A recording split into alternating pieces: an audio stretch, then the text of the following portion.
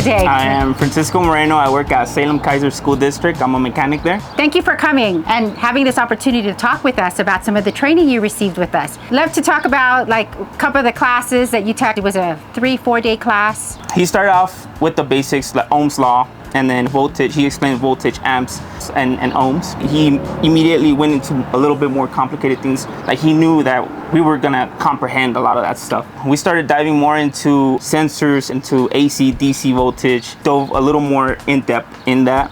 As we were doing a lot of hands-on, he was explaining a lot, like how a lot of the sensors work. Now, although I've been in the field for a very long time, I know if a sensor goes bad, it goes bad, but I don't know what happens in the process as it goes bad. He explains a little bit more into AC voltage and how there's components that read AC and then it's converted into DC because the computer could only read DC. Very in-depth and easy to understand the way he explained everything. It's just stuff that I didn't really know. So how long have you been a mechanic? I've been a mechanic for a little over 10 years. Yeah, it's been a while. So I take these courses too. I never really went into in-depth. I was more like remove, replace type of guy. Great.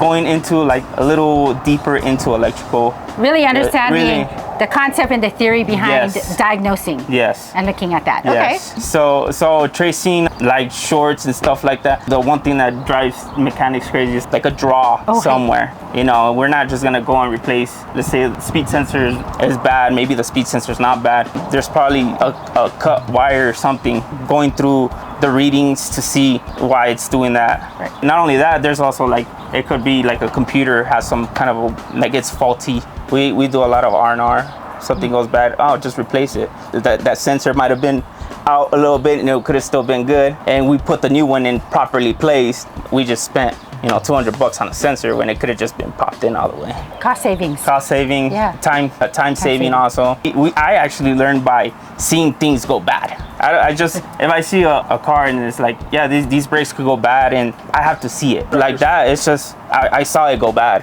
It's like, all right, let's separate the speed sensor from the magnet and see what kind of readings you got. And that reading is gonna throw off a fault.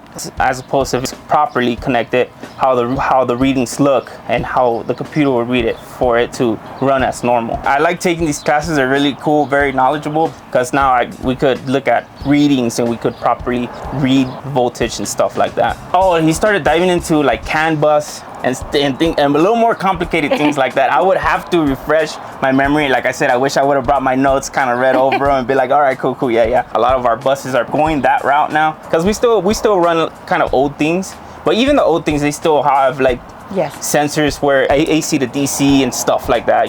His class definitely was really good, easy to understand. Like I came out of that class thinking like, all right, I'm ready for anything. Does having this understanding make you more comfortable being around electric? Oh, absolutely, 100%. Awesome. We look forward to it. Hey, thank you. Appreciate it. Thank you. Thank you. Yeah.